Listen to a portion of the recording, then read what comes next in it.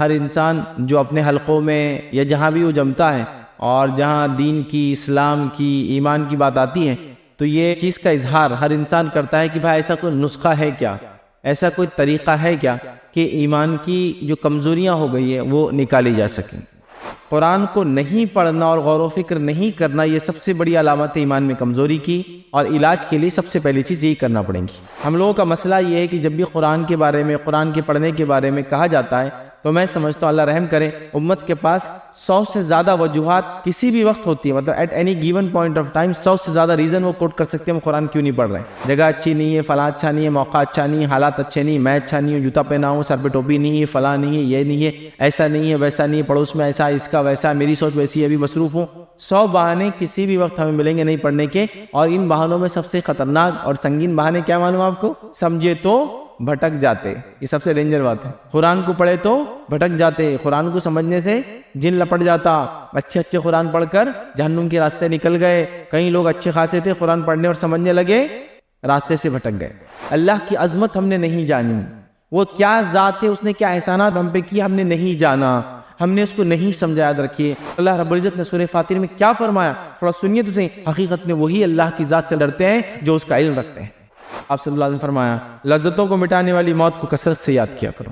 موت کا ذکر آیا تو دیکھیے اس کی کیفیت کیا ہوتی ہے، یار اتنے اچھے موقع پہ تم نے ایسی باتیں کر دیا تھا، آدمی گھبرا جاتا ہے۔ حقیر بندہ جانیے اللہ کا، عاجز بندہ جان لیجئے اللہ تعالیٰ یاد رکھیے اس بندے کو اونچا کرتا ہے۔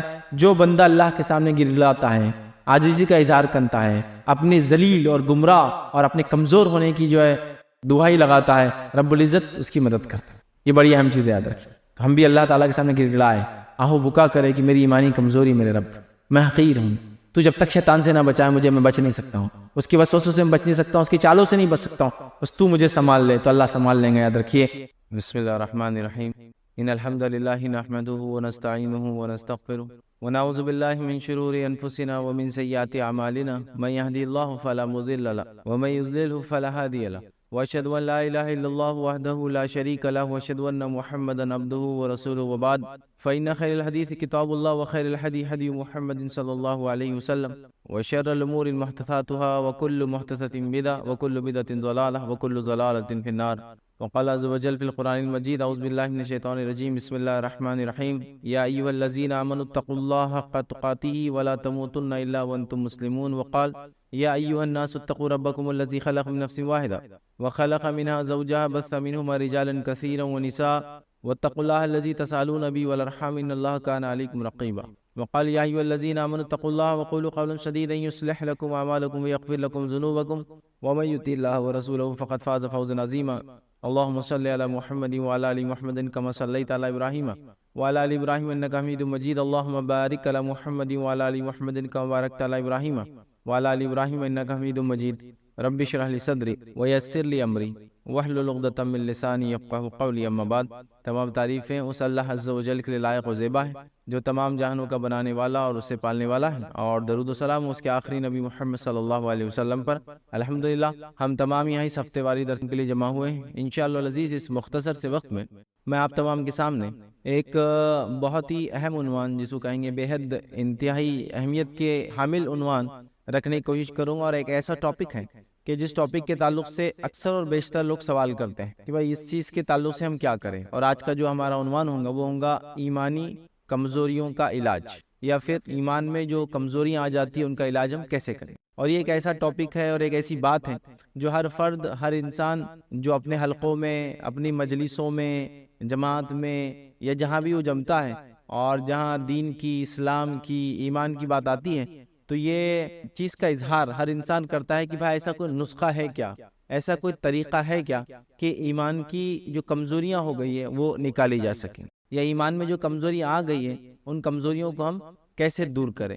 یہ سوال جو ہے ہر جگہ ہر انسان جو ہے پوچھتا ہے، اور ہر مومن ظاہر سی بات ہے اس معاملے میں بہت زیادہ حساس بھی ہوتا ہے کہ ایمان کا معاملہ کہیں اتنا نیچے نہ چلے جائے کہ وہ نقصان میں آ جائے۔ اور یہ بات یاد رکھیے، ایمان گھٹتا اور بڑھتا ہے، یہ بات بالکل عملی، جتنا عمل انسان زیادہ کرے گا اسلام پر ایمان بڑھتا ہے، اور عمل چھوڑنے سے ایمان گھٹتا چلا جاتا ہے، اور ایمان گھٹتا اور بڑھتا ہے۔ اس کی دلیل وہ ایک بہت ہی بہترین حدیث ہے جو حنظلہ رضی اللہ عنہ ایک مرتبہ اپنے گھر سے نکلے، راستے میں ابوبکر صدیق رضی اللہ عنہ سے ملاقات ہوئی۔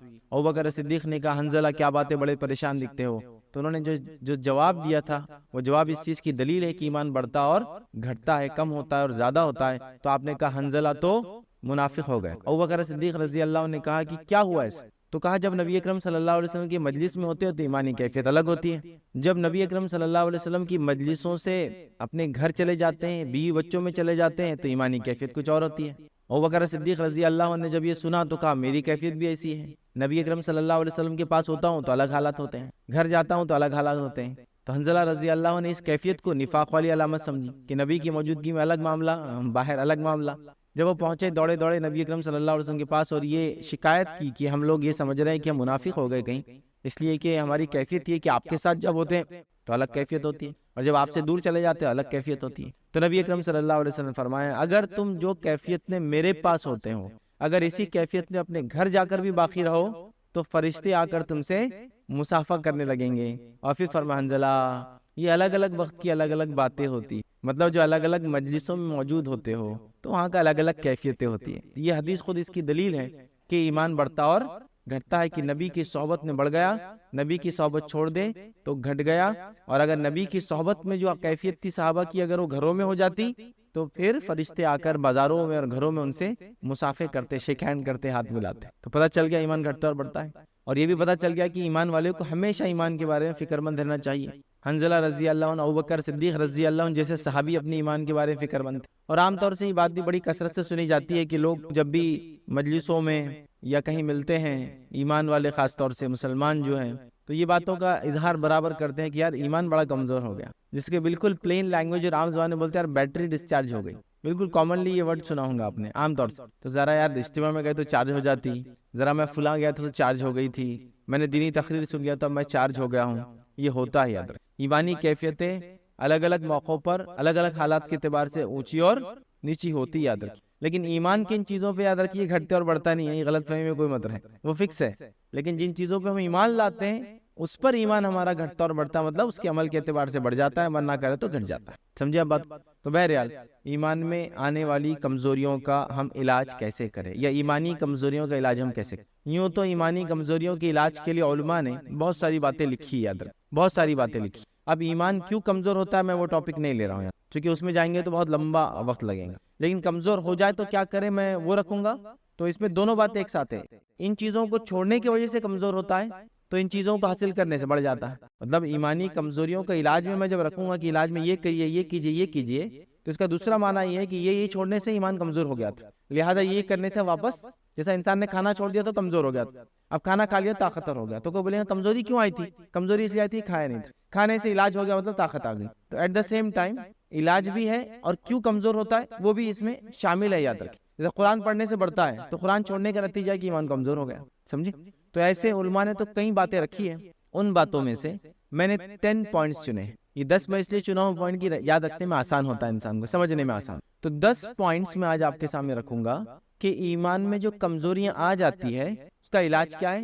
ہو سکتا کمزوری آنے کی وجہ یہ علاج ہی ہوگا، مطلب یہ نہیں کرنے کی وجہ سے کمزوری آئی، کر لو تو علاج ہو جائے گا، یا پھر کمزوری کسی اور چیز سے آئی، علاج کے لیے آپ یہ پوائنٹ کو ذہن میں رکھیں۔ تو ایمان میں کمزوری کیوں آتی ہے وہ ایک الگ مسئلہ ہے، لیکن آ جائے کسی بھی لحاظ سے تو اس کو قوی کیسے کیا جائے، ان بیماریوں کا علاج کیسے کیا جائے، وہ میں باتیں آج آپ کے سامنے رکھوں گا۔ چونکہ اہمیت کا حامل عنوان ہے، چونکہ یہ بہت امپورٹنٹ ٹاپک ہے، تو میں تھوڑا اس ٹاپک کو کوشش کروں گا ڈیٹیل جاؤ، بہت زیادہ اس میں کٹ چھٹ نہیں کروں گا، تاکہ ایمانی کمزوریوں کا معاملہ ہے، ایمانی کمزوریاں بہت خطرناک انجام ہوں گا، یاد رکھیے روز قیامت اس کا۔ تو لہٰذا علاج کے طور پر کیا کیا چیزیں ہو سکتی ہیں، ان چیزوں کو کوشش کروں گا کہ جتنی باتیں میں نے جمع کی وہ رکھنے کی آپ کے سامنے کوشش کروں، وقت کا ذرا کم لحاظ رکھتے ہوئے، ٹھیک، تاکہ ایک اچھی بات یا پورا ٹاپک آپ کے سامنے آ جائے۔ تو یہ ٹاپکس کے جو 10 پوائنٹس ہے علاج میرے اپنے چنے ہوئے، سیکوینس میرا اپنا دیا گیا ہے، مطلب ترتیب بھی میں نے دی ہے اور چنا بھی میں نے، سلیکشن علماء نے کئی پوائنٹس رکھے ہیں، دہائیوں جس کو کہیں گے 10 20 25 50 پوائنٹس رکھے ہیں، ان میں سے میں نے یہ سلیکٹ کیا، ترتیب بھی میں نے اپنے اعتبار سے دی تاکہ بات ہمارے ذہن میں ہو۔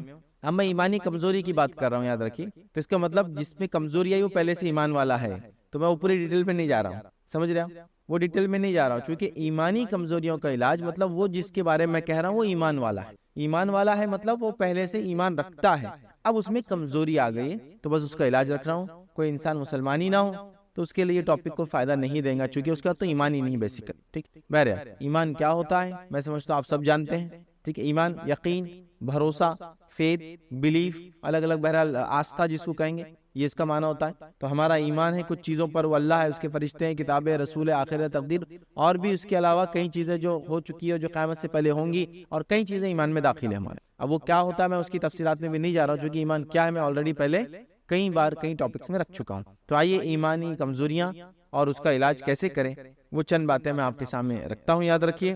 اور ابن قیم الجوزی رحمہ اللہ ایک بڑا اچھا قول نقل کرتے ہیں، اس قول سے میں اپنے درس کی ابتدا کرتا ہوں۔ وہ فرماتے اور کہتے ہیں، اسلاف کی قول کو نقل کرتے ہیں، مطلب ان سے پہلے کے علماء کی قول کو نقل کرتے اور لکھتے اور فرماتے ہیں، انسان کی سمجھداری یہ ہے کہ وہ اپنے ایمان کا خیال رکھے اور اس میں کمی کرنے والے امور کا خیال رکھے۔ ایمان اسلام ایک مسلمان اور سمجھدار انسان کا کام ہے کہ وہ اپنے ایمان کا خیال رکھے اور ایمان میں کمزوری آنے والی چیزوں کا بھی وہ خاص طور سے خیال رکھے۔ اور انسان کی سمجھداری اور فقاہت میں سے یہ بھی ہے کہ وہ علم رکھے کہ اس کا ایمان بڑھ رہا ہے یا اس کا ایمان کم ہو رہا ہے۔ اور یقیناً آدمی کی سمجھداری یہ ہے کہ وہ شیطان کے وساوس کا علم رکھے کہ وہ کہاں سے اور کیسے آتے ہیں، کیونکہ شیطان کے وساوس ایمان میں کمزوری کے لیے آتے ہیں۔ تو کہہ رہے شیطان کے وساوس کا خیال رکھے اور اپنے ایمان کے بارے میں ایک سمجھدار انسان چوکنا رہتا ہے، ہوشیار رہتا ہے، دانا رہتا ہے اور سمجھداری سے کام لیتا ہے۔ ٹھیک۔ اب ایمان میں کمزوری کیوں آتی ہے اس کی وجوہات تو الگ ہیں، لیکن اب اس کو تقویت علاج کیسے کرے اس کا پہلا پوائنٹ رکھوں گا، اور وہ ہے یاد رکھیے قرآن میں غور و فکر کرنا۔ اور قرآن میں غور و فکر کی جب میں بات کر رہا ہوں تو ظاہر سی بات ہے قرآن کا پڑھنا اس میں شامل ہے۔ پڑھیں گے تو غور و فکر کریں گے، کسی بھی چیز کو پڑھیں گے نہیں تو غور و فکر اس میں ہوتا ہی نہیں، تو ظاہر سی بات ہے قرآن کا پڑھنا اور اس میں غور اور فکر کرنا۔ یاد رکھیے قرآن کو نہیں پڑھنا اور غور و فکر نہیں کرنا یہ سب سے بڑی علامت ہے ایمان میں کمزوری کی، اور علاج کے لیے سب سے پہلی چیز یہی کرنا پڑے گی، کیونکہ اس کے علاوہ علاج نہیں۔ یاد رکھیں ہم لوگوں کا مسئلہ یہ ہے کہ جب بھی قرآن کے بارے میں، قرآن کے پڑھنے کے بارے میں کہا جاتا ہے تو میں سمجھتا ہوں اللہ رحم کرے امت کے پاس 100 سے زیادہ وجوہات کسی بھی وقت ہوتی ہے، مطلب at any given point of time 100 سے زیادہ ریزن وہ کوٹ کر سکتے ہیں ہم قرآن کیوں نہیں پڑھ رہے ہیں۔ جگہ اچھی نہیں ہے، فلاں اچھا نہیں ہے، موقع اچھا نہیں ہے، حالات اچھے نہیں، میں اچھا نہیں ہوں، جوتا پہنا ہوں، سر پہ ٹوپی نہیں ہے، فلاں نہیں ہے، یہ نہیں ہے، ایسا نہیں ہے، ویسا نہیں ہے، پڑوس میں ایسا، اس کا ویسا، میری سوچ ویسی ہے، ابھی مصروف ہوں۔ 100 بہانے کسی بھی وقت ہمیں ملیں گے نہیں پڑھنے کے، اور ان بہانوں میں سب سے خطرناک اور سنگین بہانے کیا معلوم آپ کو؟ یہ وجوہات میں سے سنگین وجوہات کیا ہے؟ سمجھے تو بھٹک جاتے، یہ سب سے ڈینجر بات ہے۔ قرآن کو پڑھے تو بھٹک جاتے، قرآن کو سمجھنے سے جن لپٹ جاتا، اچھے خرآن پڑھ کر جہنم کے راستے نکل گئے۔ کئی لوگ اچھے خاصے تھے، قرآن پڑھنے اور سمجھنے لگے، راستے سے بھٹک گئے۔ یہ بات اگر آپ نے نہیں سنی ہوں گی تو یہ آپ خوش قسمت لوگ ہیں، یاد رکھیں، چونکہ میں نے اپنے بچپن میں، اپنے جوانی میں پوری اسی میں گزاری کہ قرآن کو صرف پڑھنا، سمجھنے کی کوشش کبھی بھی مت کرنا، اس لیے کہ قرآن کو سمجھنے سے انسان گمراہ ہو جاتا ہے۔ یہ بات بالکل میں نے کامنلی سنی ہے، میرے ابتدائی دور کے لیکچرز آپ سنیں گے تو میں نے بہت اس کا رد جب کیا تھا، جو لوگ جیسے جیسے گھٹیا اور فالتو دلائل لاتے تھے، سن کے بھی کبھی تعجب ہوتا تھا، اور آج ان چیزوں پہ غور کر کے آنکھ پر رونگٹے کھڑے جاتے کہ لوگ کیسی کیسی باتیں کرتے۔ ایک مرتبہ ایک صاحب نے جو اپنے آپ کو مفتی کہتے تھے، میں مذاق نہیں کر رہا ہوں اندر کی، علامہ مفتی، وہ کہنے لگی کہ قرآن کو پڑھنے سے لوگ گمراہ ہو جاتے ہیں۔ جب دلیل مانگیں گے تو انہوں نے ایک دلیل بھی دی، یضل بہ کثیرا، قرآن کی آیت سورہ بقرہ کی، اللہ اس کے ذریعے کئیوں کو گمراہ کرتا ہے۔ کیا دیکھو بولا تھا نا میں قرآن پڑھنے سے گمراہ ہو جاتے، تو بہت تعجب ہوا، کیونکہ ہم لوگ تو بہرحال انگلش میڈیم سے پڑھے تھے، اور انگلش میڈیم کے پڑھنے کا ایک فائدہ تو ہوا تھا کہ بغیر حوالے کی تو کوئی بات پلے پڑتی نہیں تھی اور سمجھ میں آتی نہیں تھی۔ تو کہا ریفرنس کہاں ہے؟ جب انہوں نے حوالہ دیا، حوالہ لے لیا، تو ہم نے اتنا تو سننا نہیں تھا، پوری آیت پڑھی۔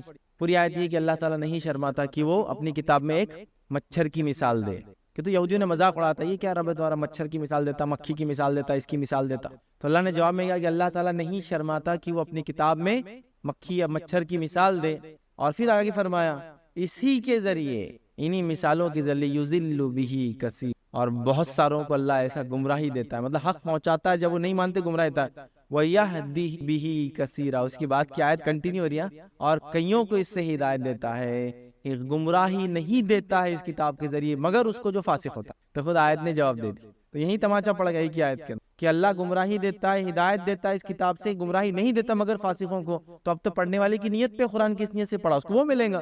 تو ہم نے مفتی صاحب کو دوسرے دن کہا آپ جس نیت سے پڑھتے اس آیت کا معنی ہے وہ آپ کو ملے گا، تو آپ کی گمراہی کی نیت ہے تو انشاءاللہ آپ کو گمراہی ملیں گی، مجھے ہدایت کا میری نیت ہے تو مجھے ہدایت ملے گی۔ تو بہت تلتل ہو گئے تھے، ایک دم ایسے ہو گئے تھے کہ تم لوگ ایسے ہوتے اور اری تری، سمجھے نا، برے برے الفاظ مسجد کے اندر چیخنا چلانا شروع کر دیا۔ ہم تو بہت ینگ تھے، بس مسجد سے بھی سلام کر کے نکل گئے، کیا کریں۔ تو یہ زمانہ تھا۔ تو قرآن میں غور اور فکر کرنا، پڑھنا تو ہے ہی، پڑھنے سے اوپر ہم جا رہے ہیں، ہم غور و فکر کی بات کر رہے ہیں۔ اور یاد رکھیے قرآن خود بار بار اپنے اندر غور و فکر کی دعوت دیتا ہے، بار بار اپنے اندر غور و فکر کی دعوت دیتا ہے، چونکہ قرآن میں غور و فکر امت نے چھوڑ دیا، اس کو پڑھنا، اس کو سمجھنا امت نے چھوڑ دیا، اس کے اندر سے اس کے خزانے، اس کے اندر جو چھپے ہوئے چیزیں آتا کہ نکالنا چھوڑ دیے۔ پتہ نہیں زمین کے نیچے کے دفینوں کے پیچھے پڑے ہوئے ہو، آسمان سے جو گرنے والے دفینوں کے پیچھے پڑے ہو، مطلب جو آنے والا اس کے پیچھے پڑے ہو، جو خزانے اس کے اندر چھپے ہیں ان خزانوں کو ہم نے کھولنا، ایکسپلور کرنا، ڈھونڈنا چھوڑ دے۔ یاد رکھے جس کے نتیجے میں آج در در بھٹک رہے ہیں اور در در پر جا کے مانگنا پڑ رہا ہے، بھکاری بن چکے ہیں۔ لیکن جہاں غور و فکر کر کے ہم دنیا میں نجات پا سکتے تھے، جس میں غور و فکر کر کے قوموں نے نجات پایا ہے، جس میں غور و فکر کر کے قوم عروج پر آتی ہے، جس کو چھوڑ کر قوم زوال کی طرف جاتی ہے، یاد رکھیے وہ کتاب کو ہم نے چھوڑ دیا۔ یہ کتاب خود اپنے اندر غور و فکر کی دلیل ہے، یاد رکھیے۔ آئیے نبی اکرم صلی اللہ علیہ وسلم کی ایک روایت میں سناتا ہوں ابن حبان کی، جس میں اللہ کے رسول صلی اللہ علیہ وسلم خود دعوت دے رہے ہیں قرآن میں غور و فکر کی۔ آئیے نبی اکرم صلی اللہ علیہ وسلم جو ہے کے تعلق سے ایک واقعہ آتا ہے۔ واقعہ اس طرح سے کہ عائشہ رضی اللہ عنہا جو ہے نبی اکرم صلی اللہ علیہ وسلم کے پاس تشریف فرما تھی، اور ایک رات نبی اکرم صلی اللہ علیہ وسلم قیام کرنے لگے، نماز کے لیے کھڑے ہوئے، بہت لمبا قیام کیا، اور پھر فرمایا عائشہ آج مجھے چھوڑ دو، میں اپنے رب کی عبادت کرنا چاہتا ہوں۔ مطلب عائشہ رضی اللہ عنہا کی باری تھی رات کی، تو کہا آج مجھے چھوڑ دو، آج میں اپنے رب کی عبادت کرنا چاہتا ہوں۔ نبی اکرم صلی اللہ علیہ وسلم کھڑے، میں حدیث کا مفہوم رکھ رہا ہوں، کافی لمبی حدیث ہے، اور نماز پڑھتے رہیں، اور نماز پڑھتے رہیں، اس میں گر گڑاتے رہیں، اللہ تعالیٰ سے دعائیں کرتے رہے، اتنا روئے کہ آپ کی آنکھوں کے گڑھے جو آنسو سے بھر گئے، کیونکہ ہوتا ہے نا روتا انسان تو آنسو یہاں کے اٹک جاتے ہوتے، پھر اتنا روئے وہ کہتی ہے کہ نبی اکرم صلی اللہ علیہ وسلم کی داڑھی تر ہو گئی، پھر اتنا روئے نبی اکرم صلی اللہ علیہ وسلم کی داڑھی سے آنسو گر کے زمین پہ گرنے لگے، اور زمین پہ اس سے نشانات بننے لگے، ظاہر سی بات ہے آنسو گر رہے ہیں، اور نبی اکرم صلی اللہ علیہ وسلم وہاں رو رہے ہیں، اور یہی حالت میں آپ کھڑے رہے، رات بھر کھڑے رہے، حتیٰ کہ فجر کا وقت ہو گیا۔ بلال رضی اللہ عنہ اذان کے لیے جانے لگے، تو جاتے جاتے نبی اکرم صلی اللہ علیہ وسلم کے پاس آئے، اور آپ کی کیفیت دیکھی کہ آپ رات بھر سے کھڑے تھے، رو رہے تھے، اور یہ کیفیت کو دیکھ کے آپ رکے رہے۔ جب نبی اکرم صلی اللہ علیہ وسلم سلام پھیرا تو آپ نے کہا اللہ کے رسول صلی اللہ علیہ وسلم آپ کے تو اللہ نے اگلے پچھلے سارے گناہ معاف کر دیے، پھر بھی یہ حال۔ تو نبی اکرم صلی اللہ علیہ وسلم نے فرمایا اگر میرے اگلے پچھلے گناہ معاف ہے تو پھر میں کیوں نہ اللہ کا شکر گزار بندہ بنوں، اب تو میں اور زیادہ کروں گا، بلال تم جاؤ اذان کے لیے جاؤ۔ اور بلال رضی اللہ عنہ جو کہا، پھر فرمایا کہ میں کیوں نہ شکر گزار بندہ بنوں، اور فرمایا کہ آج رات مجھ پر چند آیتیں نازل ہوئی، اسی کو میں پڑھ رہا تھا، یہ آیت اسی پہ میں غور کر کے میری کیفیت، آج رات چند آیتیں مجھ پر نازل ہوئی ہے، اس آدمی کے لیے ہلاکت ہو، اس آدمی کے لیے ہلاکت ہو جو انہیں پڑھے مگر ان پر غور و فکر نہ کرے، ہے نا، غور و فکر کی دعوت۔ اس آدمی پہ ہلاکت ہو جو آیتیں مجھ پر آج رات اتری نا، جو اس کو پڑھے اور اس پہ غور و فکر نہ کرے، اس کے لیے ہلاکت ہو۔ نبی اکرم صلی اللہ علیہ وسلم کی زبانی بد دعا ہے، یہ بد دعا ہے، اس کے لیے ہلاکت ہے، اس کے لیے بربادی ہے، اس کے لیے جو ان آیتوں کو غور نہ کرے جو مجھ پر آج رات اتری ہے۔ پھر اللہ کے رسول صلی اللہ علیہ وسلم نے فرمایا آج مجھ پر یہ آیتیں اتری ہے، ان فی خلق السماوات والارض واختلاف اللیل والنہار لآیات لأولی الالباب۔ تو آپ نے آیتوں کی تلاوت کی، یاد رکھیے، سورہ آل عمران کی آیت نمبر 190 اور 191، اس کی تلاوت کی یاد رکھیے، جس کا معنی ہے بے شک زمین و آسمان کی پیدائش میں اور رات اور دن کے آنے جانے میں عقل مند لوگوں کے لیے نشانی ہے، لآیات لأولی الالباب۔ یہ اوپر جو کچھ ہے نا، اردو میں لب لباب سنا ہوگا نا، الباب اوپر کے خانے میں کچھ ہے تو ان کے لیے زمین و آسمان کی پیدائش میں اور رات و دن کے آنے جانے میں نشانیاں ہیں۔ پھر فرمایا اور ان لوگوں کی صفتیں کیا ہے جو آسمان اور زمین میں غور و فکر کرتے ہیں، رات اور دن میں غور و فکر کرتے ہیں، یہ وہ ہے جو اللہ کا ذکر کرتے ہیں کھڑے سے اور بیٹھے سے، اور زمین و آسمان کی پیدائش میں کیا کرتے ہیں، غور و فکر کرتے ہیں، ہے نا، غور و فکر کرتے ہیں۔ دنیا نے ان آیتوں کو لے لیا، دنیا نے زمین و آسمان میں غور و فکر کرنا شروع کر دیا اور بہت آگے بڑھ گئی۔ افسوس کی بات ہے بس وہ ایمان سے دور ہے۔ اس لیے کبھی کبھار لوگوں کو آپ نے بولتے سنا ہوں گا، اگر آپ خود زندگی میں ملے ہوں گے ان لوگوں سے جو گورے جن کو کہا جاتا ہے عام زبان میں، ان سے ملے ہوں گے تو یہ الفاظ آپ نے کئی مسلمانوں سے سنے ہوں گے، یہ گورے بس ایمان سے دور ہے، باقی ہر اچھائیاں ان کے اندر آ گئی۔ زمین و آسمان میں غور و فکر کر کے وہ کہہ رہے ہیں کہ کوئی بنانے والا ہے، وہ جو تھیری ایک زمانے میں تھی کوئی بنانے اس کو رد کر رہے ہیں، بس اب اسلام تک پہنچنا ہے ان کو، ہے نا۔ کچھ لوگ کہتے ہیں کہ یہ شراب کی عادت چھوڑ دینا تو ان سے اچھی کوئی قوم نہیں ہے، اس لیے کہ ادب اور اخلاق ایسے اپنا لی انہوں نے جس کی کوئی انتہا۔ غور و فکر کا مادہ زمین و آسمان میں ان میں کثرت سے بھرا ہے، اور پھر وہ رب کو ماننے پر مجبور ہو رہے ہیں، لیکن ماننے پر مجبور ہے اپنے خالی فکر، تدبر و تفکر کی وجہ سے۔ اللہ دعوت دے رہا ہے تو اللہ کے رسول نے بددعا دی جو قرآن میں غور نہ کرے. تو میں سمجھتا ہوں اب کوئی گھٹیا اور جاہل انسان یہ دلیل نہ پیش کرے کہ قرآن پڑھ کے کوئی گمراہ ہوتا ہے. ٹھیک ہے، تو لہٰذا نبی اکرم صلی اللہ علیہ وسلم نے ہلاکت کی بددعا کی. اسی طرح نبی اکرم صلی اللہ علیہ وسلم غور و فکر کے آثار آپ خود اپنی زندگی میں اگر نبی اکرم صلی اللہ علیہ وسلم زندگی دیکھے تو آپ کے چہرے مبارک پر غور و فکر کے آثار تھے. آپ قرآن میں اتنا غور و فکر کرتے کہ ایک مرتبہ کسی صحابی نے پوچھا اللہ کے رسول آپ کی کیفیت کیا ہو چکی ہے؟ نبی اکرم صلی اللہ علیہ وسلم پریشان حال، جیسا کہ انسان بوڑھا ہوتے چلا جاتا ہے، جلد ظاہر سی بات ہے جوان کی جلد چہرے وغیرہ کی ایک دم سخت ہوتی ہے، اچھی ہوتی ہے، ٹائٹ جس کو بولتے ہیں، لیکن جب انسان بوڑھا ہوتا ہے لٹکنا شروع ہوتا ہے. آپ کے چہرے پر بڑھاپے کے آثار، آپ کے سر میں چند بال آ گئے یاد رکھیے جو سفید تھے، اور نبی اکرم صلی اللہ علیہ وسلم کے سر میں ویسے بہت کم سفید بال تھے. روایتوں میں آتا ہے کہ آخری وقت میں بھی آپ کے سر میں 20 ایک سفید بال تھے، مطلب ٹوٹل سر اور داڑھی ملا کے گن سکتے تھے 20 کے قریب تھے. مطلب آپ جب انتقال ہوئے 63 ایئرس کی ایج میں بلیک ہیئرس ہی تھے آپ کے اکثر، لیکن وہ جو سفید آئے تو اس پر صحابی نے کہا اللہ کے رسول کیا بات ہے؟ تو آپ صلی اللہ علیہ وسلم فرماتے ہیں یہ سورہ ہود نے یاد رکھی مجھے بوڑھا کر دیا. سورہ ہود کی تلاوت نے مجھے بوڑھا کر دیا، چونکہ اس میں قوموں کے واقعات اور ان کے نبیوں کی دعوت کے واقعات اور نبیوں کی دعوت کی قوموں نے انکار کرنے کے بعد عذاب کے واقعات. تو کہا یہ سورہ ہود نے مجھے بوڑھا کر دیا. غور و فکر کے نتیجے میں بوڑھاپے کے آثار نظر آ رہے تھے. اسی طرح نبی اکرم صلی اللہ علیہ وسلم کے صحابہ کو دیکھ لیجیے، صحابہ قرآن میں اتنا غور و فکر کرتے ہیں. ابوبکر صدیق رضی اللہ عنہ کے تعلق سے آتا ہے یاد رکھیے، جو تو بڑے نرم دل تھے یاد رکھیے، ان کے تعلق سے آتا ہے کہ جب قرآن پڑھا جاتا تو ان پر یہ کیفیت طاری ہوتی کہ کثرت سے روتے تھے. اب چونکہ پڑھا جاتا تو سمجھ میں آتا تو رویا کر. اب ہمارے ساتھ تو بڑی بدقسمتی ہے، کیا بولیں گے، نہ ہم سیکھتے ہیں زبان کو نہ ہم سمجھتے ہیں اس کو. حالانکہ ہم لوگ یہ اللہ رحم کرے 15 سال ایک زبان کو سیکھنے میں لگا دیتے ہیں. کچھ لوگ 10 سال 5 سال کم از کم تو ایک زبان، اگر اردو میڈیم سے بھی پڑھ رہا ہے تو اردو سیکھنا بھی آسان ہے. چلو اردو چونکہ بولی جاتی ہے تو وہی پڑھ رہا ہے تو ایک الگ بات ہے، لیکن جو لوگ اردو سے نہیں پڑھتے ہیں اور انگلش میڈیم سے پڑھتے ہیں تو 15 سال تو کم از کم زبان سیکھنے میں اس لیے کہہ رہا ہوں کہ گریجویشن لیول تک آئے ہی اور شی میں فرق نہیں سمجھتا، مرد اور عورت کے لیے دونوں کے لیے ہی یوز کرتے ہیں. اتنی کمزوری ہے نا، گزرے ہوئے کل کو ٹمارو ہی بولتے ہیں، یسٹرڈے نہیں سمجھ میں آتا. 15 سال سیکھنے کے بعد بھی یہ حالت رہتی زبان کی، لیکن عربی زبان کے لیے یہاں پاس وقت نہیں، کیونکہ ایک سسٹم نہیں. جب سسٹم نہیں ہوتا ہے نا تو کچھ لوگ مل کر اس کو ہلا نہیں سکتے چیزوں کو. تو عربی کا ایک سسٹم ہونا چاہیے. بہرحال سمجھ میں آتا تو کثرت سے روتے. عمر ابن خطاب رضی اللہ عنہ کے تعلق سے ایک روایت آتی ہے کہ رات میں یہ کسی کے گھر کے پاس سے گزرنے لگے، چونکہ آپ رات میں دیکھا کرتے لوگوں کی حالات وغیرہ کیا ہے، گزرنے لگے تو ایک شخص نماز میں سورہ جو ہے طور پڑھ رہا تھا، اور عمر ابن خطاب رضی اللہ عنہ اس کی تلاوت کو سننے لگے. اور سورہ طور کی آیت 7 اور 8 جب اس شخص نے پڑھی، تیرے رب کا عذاب واقع ہو کر رہیں گا، کوئی چیز اس سے روک نہیں سکتی، کوئی چیز کو روک نہیں سکتی. جب یہ آیت پر غور کیا تو اتنا روئے اور ایسی کیفیت طاری ہوئی کہ بیمار پڑ گئے. 1 مہینے تک گھر سے باہر نکلے نماز کے علاوہ. جب نکلے باہر تو لوگوں کو یہ تو پتا تھا کہ عمر 1 مہینے سے بیمار ہیں، لیکن یہ نہیں پتا تھا کیوں بیمار ہے، چونکہ آپ نے کبھی بتایا نہیں اس وجہ سے میں بیمار ہو گیا. کہ رب کا عذاب بالکل وعدہ ہے، اس کا پکا ہے، اور کوئی چیز کو روک نہیں سکتی سوائے اس کے کہ ہم رب کو راضی کر کے جائیں. نہ رب کے عذاب کو کوئی نہیں روک سکتا. یاد رکھیں. بہرحال آئیے آگے کہ عثمان ابن عفان رضی اللہ عنہ کے تعلق سے آتا ہے آپ بکثرت قرآن پڑھتے. جب آپ کو شہید کیا گیا، ایک روایت میں آتا تب بھی آپ قرآن ہی پڑھ رہے تھے، اور ایک قرآن کا نسخہ آپ کے پاس رکھا ہوا تھا جو آپ نے تیار کروایا تھا، جو مصحف ہے عثمان ابن عفان رضی اللہ عنہ دور کی، جس کی تفصیلات میں اپنے لیکچر میں قرآن کا نزول، جمع اور ترتیب میں رکھ چکا ہوں. یاد رکھیے revelation compilation of the Quran, collection compilation of the Quran, اس میں رکھ چکا ہوں. یاد رکھیے. تو لہٰذا وہ پڑھ رہے تھے. جب آپ کو شہید کیا گیا تو آپ قرآن ہی پڑھ رہے تھے، اور آپ کو جب مارا گیا اس خون کے نشان اس قرآن پر لگے، اور قرآن وہ آج بھی باقی. یاد رکھیے. اور خون کے نشان بھی. تو بہرحال آپ قرآن پڑھتے ہوئے یاد رکھیے شہید کر دیے گئے.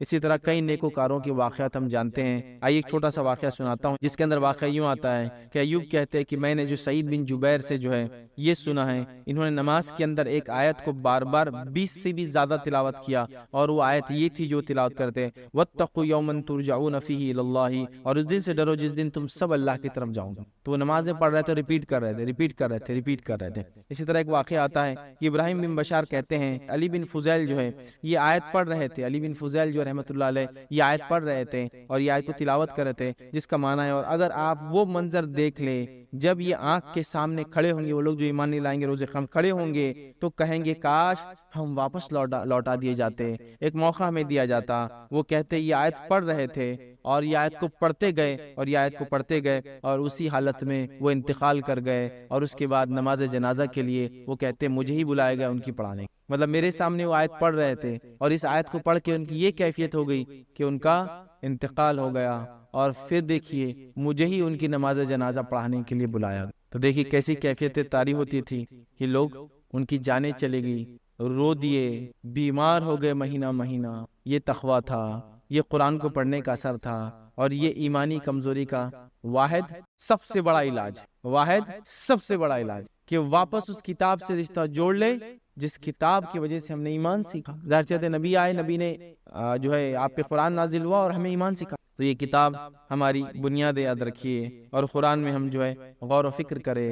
اللہ تعالیٰ خود دعوت دیتا ہے۔ آئیے قرآن میں سورہ ابراہیم آیت 25 میں اللہ کیا فرماتا ہے؟ وَيَضْرِبُ اللَّهُ الْأَمْثَالَ لِلنَّاسِ، اور اللہ تعالیٰ لوگوں کے لیے مثالیں بیان کرتا ہے، لَعَلَّهُمْ يَتَذَكَّرُونَ، تاکہ وہ نصیحت حاصل کرے۔ دوسرے مقام پہ فرماتا ہے، سورہ حشر کی آیت نمبر 21 میں فرماتا ہے، اور یہ مثالیں ہم لوگوں کے لیے بیان کر رہے ہیں تاکہ وہ غور و فکر کریں۔ تو یہاں بھی جو ہے غور کرنے کی دعوت دی گئی۔ تو قرآن ہمیں غور و فکر کی دعوت دیتا ہے۔ آئیے علامہ ابن قیم الجوزی رحمہ اللہ ایک بڑی اچھی رہنمائی ہماری کرتے، اور رہنمائی کے الفاظ میں آپ کے سامنے دہراتا ہوں۔ وہ بیان کرتے ہیں کہ قرآن کے ذریعے دل کی سختی کا علاج کرنے کے لیے دو چیزیں لازم۔ دل کی سختی، ایمانی کمزوریوں کا علاج کرنے کے لیے قرآن سے اگر کرنا ہے تو دو چیزیں لازم ہیں۔ پہلی چیز کیا ہے؟ سن لیجئے، قرآن پڑھتے ہوئے اپنے دل کو دنیا سے نکال کر آخرت میں لے جائے، اور تصور کرے ان سارے مناظر کا جو مناظر قرآن بتا رہا ہے جب تم مطالعہ کر رہے ہو، انہیں اچھی طرح سمجھے اور ایسے جانے جیسے میرے ساتھ یہ معاملہ ہونے والا۔ پہلا کام کرنا ہے، جب پڑھ رہے ہو تو غور کر کے اپنے آپ کو اس آیت میں ڈبا لینا ہے، اور وہ سب سوچنا ہے میں اپنے اوپر لاگو کر کے یہ شاید میرے ساتھ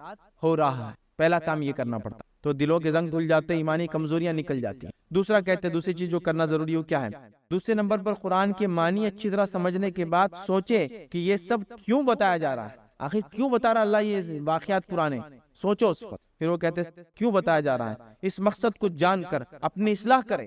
اگر قومیں برباد ہوئی تو کیوں ہوئی، سوچو اور اصلاح کرو۔ وہ کہہ رہے ہیں اصلاح کرے، اپنے دل کے اندر جو بیماریاں موجود ہیں ان کو قرآن کی روشنی میں دیکھے، ان کا انجام دیکھے، اور اس کے نتیجے میں اپنے آپ کو بدلے۔ اس طرح جب دل کی بیماریوں پر قرآن کو فٹ کرے گا تو اللہ کی توفیق سے سب بیماریوں سے دل پاک ہو جائیں۔ تو یہ دو چیزیں ضروری ہے قرآن کو پڑھتے وقت۔ تو پہلا کام، سب سے زبردست کام، سب سے اہم کام، جس میں سب سے زیادہ ہم کو ہوتا ہے، قرآن میں غور و فکر شروع کرنا پڑے گا اگر ایمانی کمزوریوں کو ہم دور کرنا چاہتے ہیں ریئل سے۔ باقی سب چھوٹ چھاٹ چلر چیزیں ہوں گی، یاد رکھیں۔ ہم لوگوں نے پتہ نہیں ایمانی کمزوریوں کیا کیا بنا لیا ہے نا، ان کے پاس بیٹھ جاؤ تو ایمانی کمزوریاں دور ہو جا رہی، یہ کھا لو تو ایمانی کمزوریاں دور ہو جا رہی، چلے کہیں چاہو تو ایمانی کمزوریاں دور آ جائے کوئی نہیں ہوتا۔ یاد رکھیے یہ کرنا پڑتا ہے، خود قرآن سے دور ہے پوری زندگی اور بڑے ایمان میرا کمزور ہوتا جا رہا، نہیں، اس سے رشتہ جوڑنا ہے سب سے واحد، سب سے اول، سب سے بڑا کام۔ آئیے دوسرا کام، جو ایمانی کمزوریوں کا علاج اگر کرنا ہے، ایمانی کمزوریوں کو نکالنا ہے، تو دوسرا کام ہے اللہ کی عظمت کو سمجھنا۔ ہم نے حقیقت میں اللہ کی عظمت کو سمجھا نہیں، جس کو بات کو سمجھانے کے لیے میں ایک مثال دے رہا ہوں، آپ اس مثال کو اللہ تعالیٰ سے کمپیئر مت کیجیے، مثال بالکل الگ ہے، صرف بات سمجھے۔ مثال اس طرح سے ہے کہ ایک بچہ اپنے باپ کا اور ماں کا احترام نہیں کرتا ہے، ایک بچہ اپنے والدین کا احترام نہیں کرتا ہے، تو کیوں احترام نہیں کرتا ہے؟ سوال، کوشچن۔ تو پتہ چلتا ہے کبھی کبھار کہ بچے کو والدین کا مقام کیا ہے بتایا نہیں گیا، تو چونکہ مقام نہیں معلوم اس لیے وہ احترام نہیں کرتا ہے۔ جب مقام بتایا جائے گا تو احترام بھی انشاءاللہ وہ کرے گا۔ تو یہی مسئلہ ہمارے ساتھ ہے، اللہ کی عظمت ہم نے نہیں جانی، اس کی کبریائی، اس کی بڑائی ہم نے نہیں جانی، وہ کیا ذات ہے، اس نے کیا احسانات ہم پہ کی ہم نے نہیں جانا، ہم نے اس کو نہیں سمجھا۔ یاد رکھیے، تو جب اللہ کی عظمت کو ہم پہچانتے ہیں نا تو ایمانی کمزوریاں دور ہو جاتی۔ جب ہم یہ جانتے ہیں کہ اللہ تعالیٰ کیا ہے، اس نے ہمارے لیے کیا کچھ نہیں کیا، یاد رکھیں کن کن نعمتوں سے ہم کو وہ جو ہے دن اور رات فراہم کر رہا ہے۔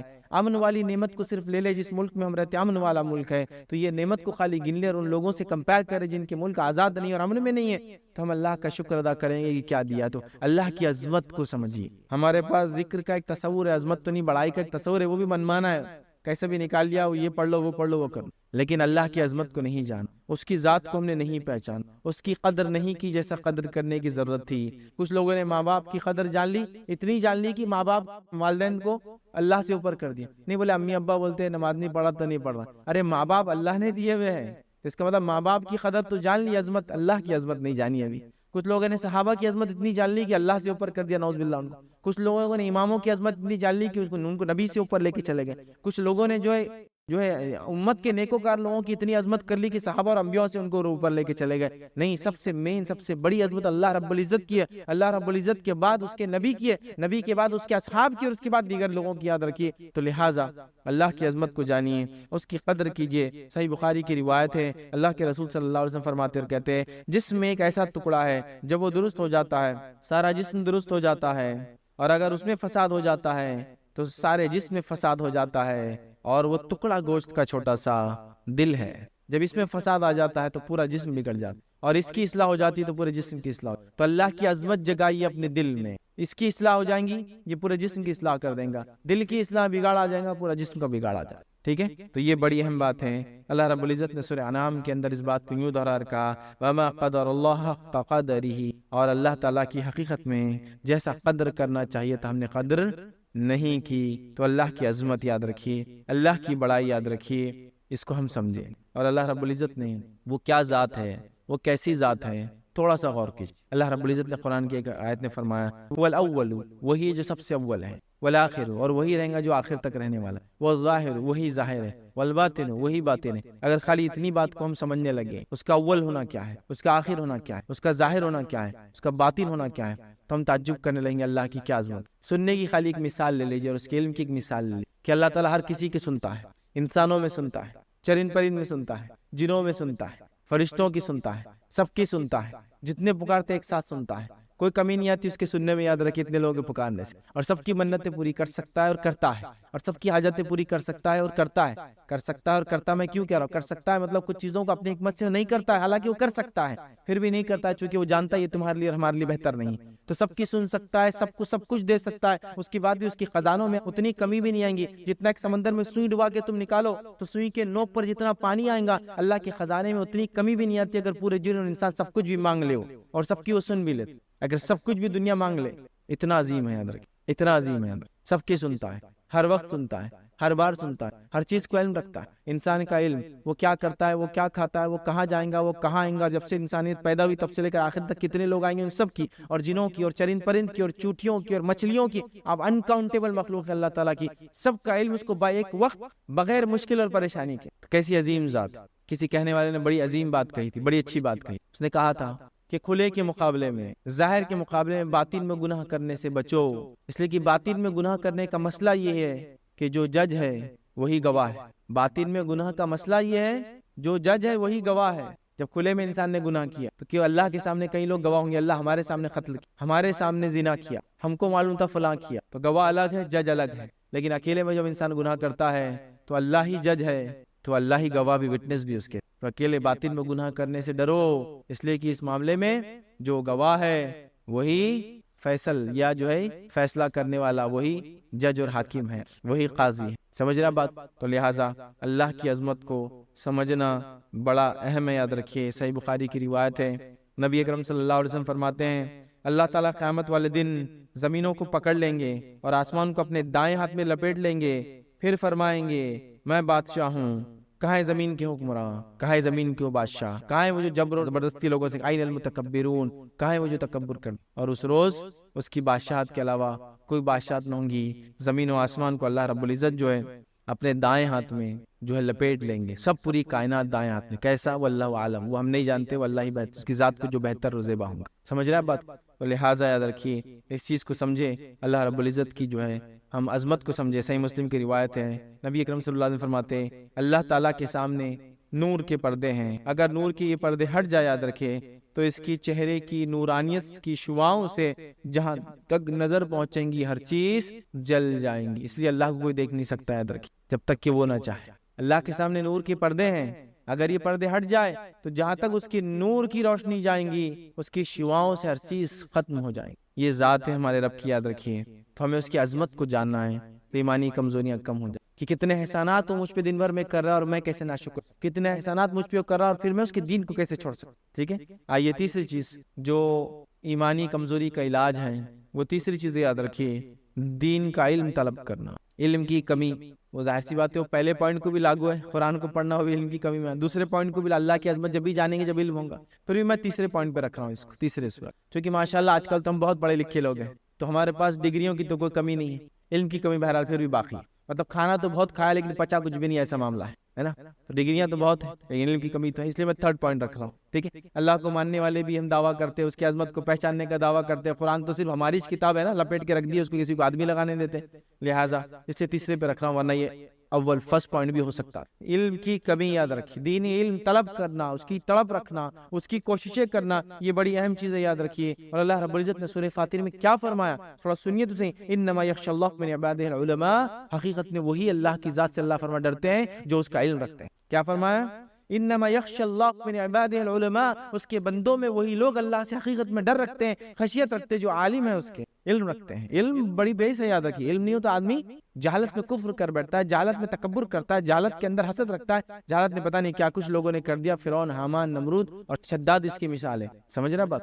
تو لہٰذا دینی علم کو حاصل کرنا یاد رکھیے، چونکہ اہل علم اور اہل جہل، مطلب عالم اور جاہل ایک جیسے نہیں ہو سکتے. علم رکھنے والا اور جہالت والا، علم کے اپوزٹ جہل ہوتا ہے، یاد رکھیے. جہل برابر نہیں ہو سکتے. علم بہت بڑی نعمت ہے، علم اندھیروں کے اندر روشنی ہے، علم وہ نور ہے، یاد رکھیے. جس کو انسان ہاتھ میں لے لے تو کتنے بھی اندھیرے یا اندھیارے علاقے میں چلے جائے وہ روشنی اپنا راستہ نکال لیتا ہے. تو علم حاصل کیجیے دین کا، یہ بڑی اہم چیز ہے، یاد رکھیے. آئیے اللہ رب العزت قرآن میں کیا فرماتا ہے، سورہ زمر میں اللہ فرماتا ہے قل هل يستوي الذين يعلمون والذين لا يعلمون، کہہ دیجئے نبی صلی اللہ علیہ وسلم، کیا وہ لوگ جو جانتے اور جو نہیں جانتے کیا برابر ہو سکتے ہیں؟ تو علم حاصل کرنا بڑی اہم چیز ہے، یاد رکھیے. اور آج کل تو علم حاصل کرنا بڑا آسان بھی ہو چکا ہے نہیں. میں آپ کو ایک واقعہ سناتا ہوں، سچا واقعہ، اور جس نے کہا ہے وہ میں نے سیدھا ان سے بات سنی. وہ کہنے لگے کہ پہلے تو حال یہ تھا، ایک زمانہ، یہ 1950-60 کی بات کر، حال یہ تھا، اورنگ آباد شہر کے رہنے والے تھے. وہ کہنے لگے حال یہ تھا کہ ہم کو قرآن کے بارے میں پتا تھا کہ قرآن اللہ کی کتاب ہے.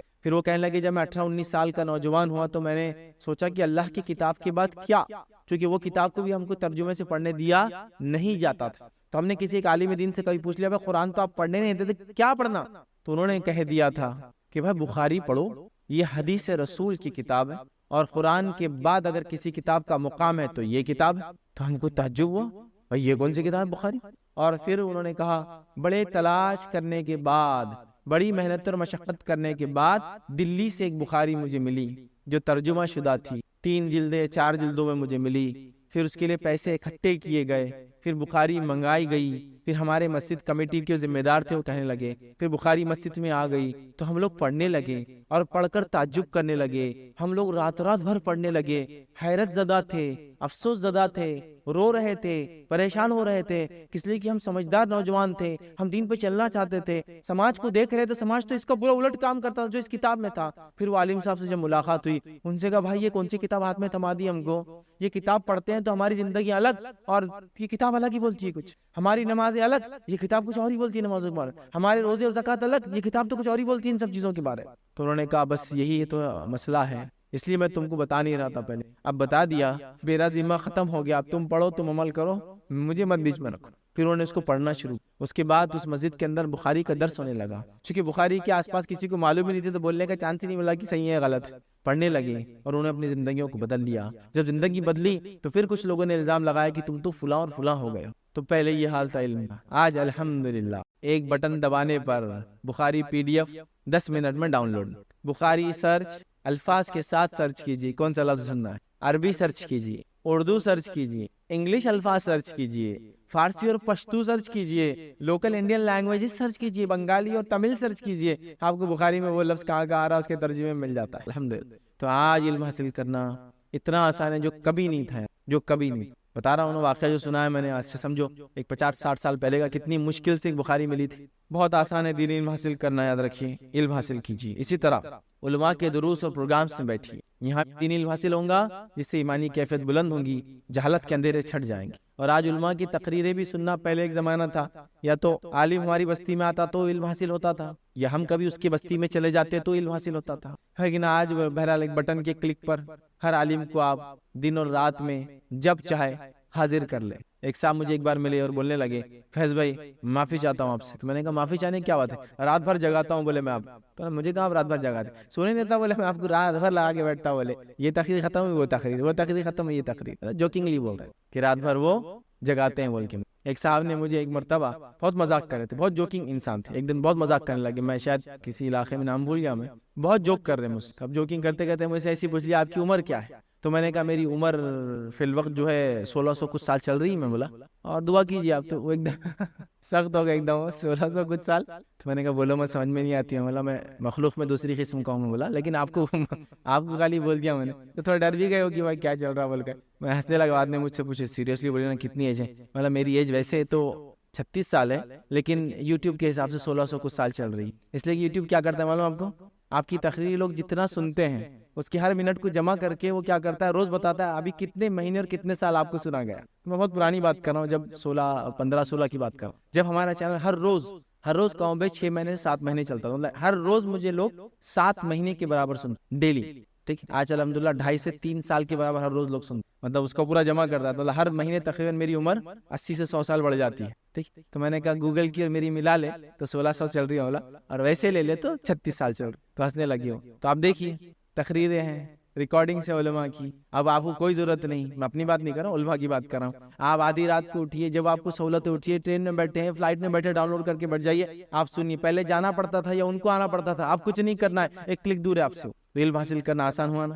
پھر بھی ہم کتنے دور ہو گئے. اس میڈیا کا کیا استعمال کر رہے ہیں مجھے بتانے کی ضرورت نہیں. اتنا بیہودہ استعمال کی اسی کو انتہا, اتنی گراوٹ اخلاقی کی جو اس سے پہلے انسانیت نے کبھی نہیں دیکھی. انسانیت نے کبھی نہیں دیکھی اخلاقی برائیاں اتنی ہو رہی. تو بہرحال لیکن موقع ہے علم حاصل کرنے. دین علم سے محبت رکھیے, لپک جائیے, چپک جائیے, حاصل کیجیے, کتابوں سے جڑ جائیے.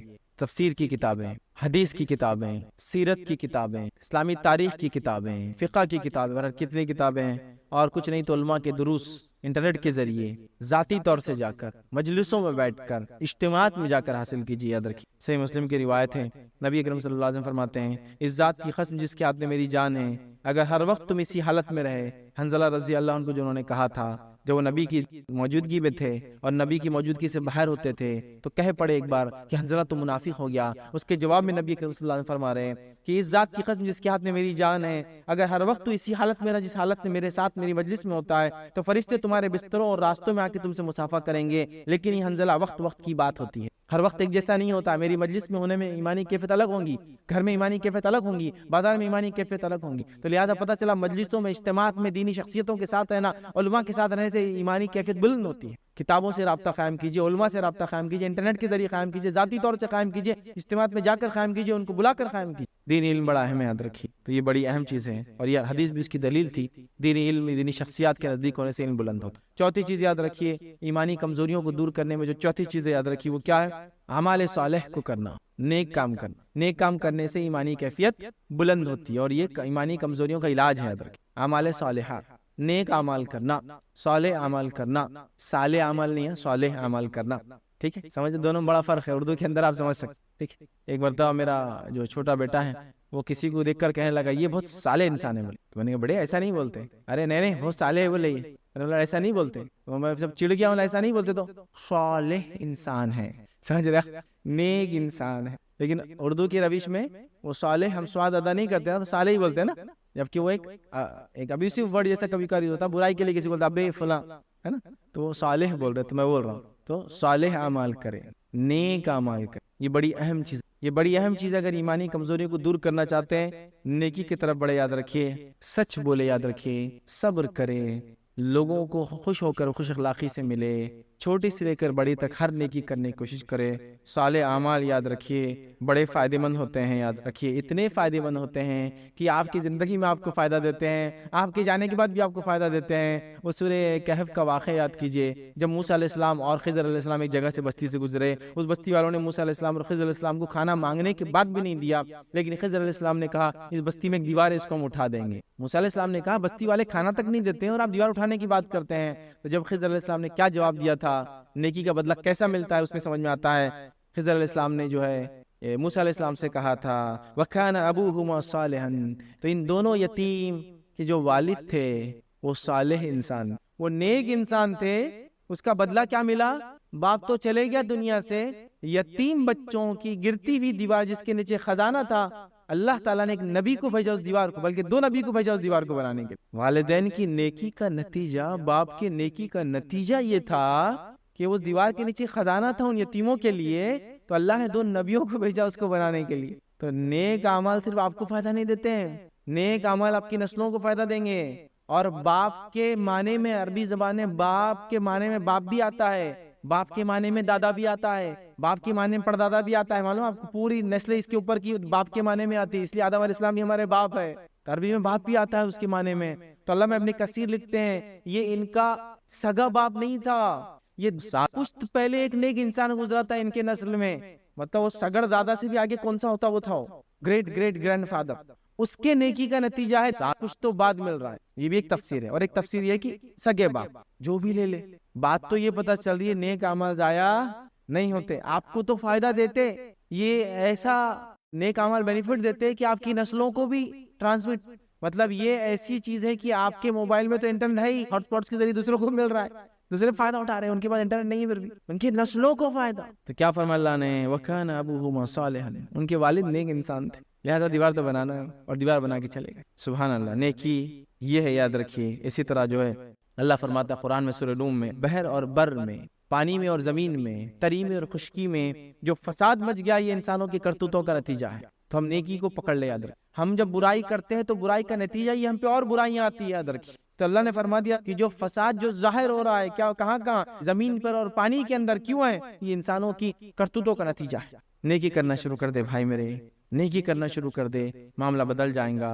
اور اللہ تعالیٰ نے سورہ زلزال میں کیا کہا غور تو کیجیے، وَمَن يَعْمَلْ مِثْقَالَ ذَرَّةٍ خَيْرًا يَرَهُ. ٹھیک. اور پھر فرمایا وَمَن يَعْمَلْ مِثْقَالَ ذَرَّةٍ شَرًّا يَرَهُ. جو بھی انسان ذرہ برابر بھی نیکی کرے گا دیکھ لیں گا، اور ذرہ برابر بھی شر کرے گا اس کو دیکھ لیں گے. ذرہ برابر بھی نیکی کی ہوں گی تو دیکھ لیں گے، تو کسی نیکی کو چھوٹا سمجھ کے کبھی مت چھوڑیے. ذرہ برابر بھی برائی کی دیکھ لیں گا تو کسی گناہ کو چھوٹا سمجھ کے مت کیجیے، کیونکہ ایک چھوٹے گناہ تو ایسے ہیں، یہ چھوٹی چھوٹی چنگاریاں جس کو بغیر سوچے سمجھے آپ جمع کرتے جاتے ہیں، لیکن یہ ایک دن آگ کا شعلہ بن جاتے ہیں. جیسا ایک بھوسے کا ڈھیر ہے، اس میں آپ چھوٹی چھوٹی چنگاریاں پھینک، نہیں میں آگ نہیں لگا رہا، چھوٹی چھوٹی چنگاریاں، چھوٹے چھوٹے. بھوسے کا ڈھیر کیسا جلتا ہے معلوم نا، یا کپاس کاٹن ہے، اس کے ڈھیر کے بعد آپ چھوٹی چھوٹی چنگاریاں پھینک رہے ہیں، کیا نتیجہ ہوتا ہے؟ اگر کسی نے کپاس میں آگ کیسی لگتی دیکھا ہے، کبھی ہمارے گھر میں گدے ودے تھے تو کبھی آج کل گدے بھی کپاس کے نہیں آتے، پتہ نہیں نائلون بھرا ہوا رہتا اس کے اندر پلاسٹک، لیکن جب آتے تھے کسی نے اگر دیکھا ہوگا کپاس کو آگ ایسی لگتی ہے کہ اگر آپ پانی ڈال کے بجھا بھی دینا اور ایسا لگے اوپر کچھ نہیں ہے، آدھے گھنٹے بعد آپ آئیے پھر شعلہ بن جاتی ہے. اس کی آگ آسانی سے نہیں بجھتی جب تک پورا ڈبا کے نہیں ڈالے، پھر تھوڑی بھی ہوں گی تو بھڑک جاتی. اور ہم نے دیکھا چھوٹے تھے ایک بار وہ کوئل ہوتے تھے جلتے تھے مچھر کے لیے، وہ ایک بار تکیے پہ جل گیا، تکیے کو پورا آدھا ڈبا کے پانی میں نکال، لیکن جو تھوڑا بچ گیا تھا پھر آدھے گھنٹے بعد اس میں آگ. تو یہ ہوتا ہے چھوٹی چنگاریاں آدمی سوچے سمجھے بغیر پھینک دیتا ہے، لیکن بھوسے کے ڈھیر کے لیے کافی ہو جاتی ہے، یاد رکھیے. ٹھیک ہے. اسی طرح ہم دیکھتے ہیں ابوبکر صدیق رضی اللہ عنہ کے تعلق سے ایک بڑا مشہور واقعہ صحیح مسلم کا واقعہ ہے. واقعے کے اندر بڑی نصیحت ہے ہمارے لیے، سنیے. نبی اکرم صلی اللہ علیہ وسلم کی مجلس میں ابوبکر صدیق رضی اللہ عنہ بیٹھے تھے. آلریڈی ایک ممتاز صحابی ہے، بڑے ویل نون صحابی ہے، وہ بیٹھے تھے. نبی اکرم صلی اللہ علیہ وسلم سوال کیا، آج کے دن کس نے روزہ رکھا ہے؟ ابوبکر صدیق رضی اللہ عنہ فرمایا میں نے رکھا ہے. پھر نبی اکرم صلی اللہ علیہ وسلم فرمایا دوسری چیز، آج کے دن کس نے جنازہ پڑھا ہے؟ ابوبکر صدیق رضی اللہ عنہ فرمایا کسی نے نہیں کہا کچھ، تو کہا میں نے پڑھا جنازہ. اس کے بعد نبی اکرم صلی اللہ علیہ وسلم نے پوچھا آج کے دن مسکین کو کس نے کھانا کھلایا ہے؟ ابوبکر صدیق نے کہا میں نے کھانا کھلایا. پھر نبی اکرم صلی اللہ علیہ وسلم نے پوچھا آج کس نے بیمار کی عیادت کی ہے؟ ابوبکر صدیق نے کہا میں نے بیمار کی عیادت کی ہے. نبی اکرم صلی اللہ علیہ وسلم نے فرمایا کہا یہ اعمال جس آدمی نے ایک دن میں جمع کر لیے، یہ 4 اعمال جس آدمی نے ایک دن میں جمع کر لیے وہ جنت میں داخل ہوں گا. روزہ بھی رکھا، جنازے کی نماز بھی پڑھی، بھوکے کو کھانا بھی کھلایا، ہے نا. اور چوتھا کام جو آپ نے کیا وہ یہ تھا کہ بیمار کی عیادت بھی کی.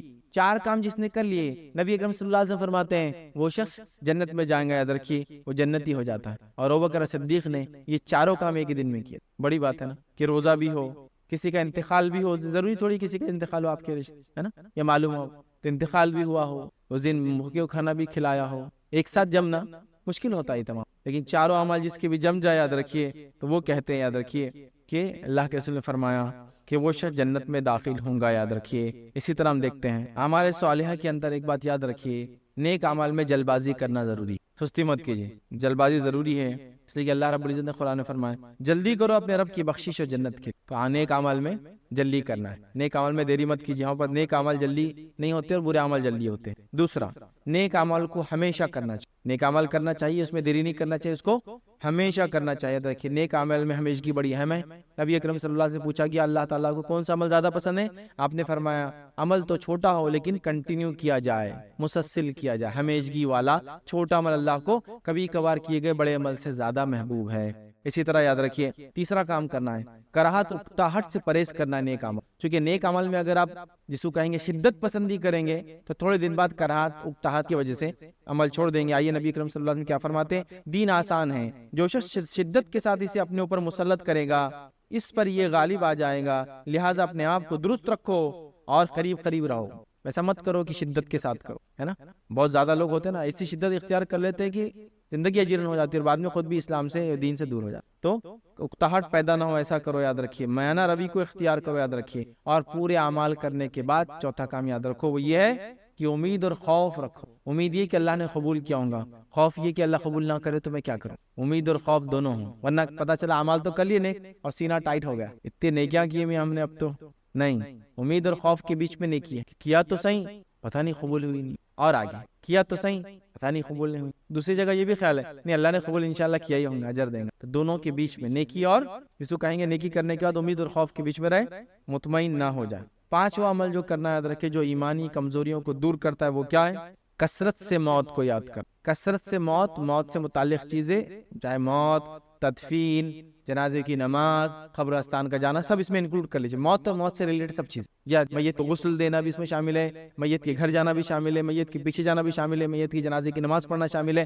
میت کو قبر میں اتارنا شامل ہے، میت کے لیے قبرستان جانا زیارت وغیرہ کے لیے ثابت ہے، تو موت کو یاد کر، اور موت سے ریلیٹڈ ساری چیز، کیونکہ یہ سب چیزیں انسان کو نیکی کی طرف لے جاتی ہے اور ایمانی بلندی آ جاتی ہے، ہوتا ہے نہیں ہوتا ہے؟ موت اور اس کے حالات، لیکچر سن لیا، ایمانی کیفیت بدل جاتی ہے، عمل کے جذبے بدل جاتے ہیں، تو یہ بڑی اہم چیز، تو کثرت سے موت کو یاد کرنا یاد رکھیں۔ نبی اکرم صلی اللہ علیہ وسلم فرمایا، لوگوں میں تمہیں قبروں کی زیارت سے روکا کرتا تھا، اب زیارت کیا کرو، اس لیے کہ اس سے دل نرم ہوتے ہیں، آنکھوں سے آنسو نکلتے ہیں اور آخرت یاد آتی ہے، ہاں زبانوں سے فضول باتیں نہ لگانا، یہ کیا کرو، اس سے دل نرم ہوتے ہیں، آنسو بہتے ہیں، ہے نا، اور زبان کو لگام لگانا مطلب خامخواہ میت کے بارے میں کچھ بھی مت بکنا، اب جو ہو گیا سو ہو گیا وہ مت کر، تو قبرستان کے بارے میں آنسو نکلتے ہیں، آخرت یاد آتی ہے، لیکن زبان کو فضول نہ چلانا میت کے معاملے میں، جو مر چکا ہوتا ہے اس کے بارے میں برا نہیں کہنا، اس لیے کہ اپنے انجام کو وہ آلریڈی پہنچ چکا ہوتا ہے، برا تھا تو بھی پہنچ گیا، نیک تھا تو بھی پہنچ گیا، ماشاءاللہ ہو گیا اس کا جو بھی معاملہ، ٹھیک ہے، تو لہٰذا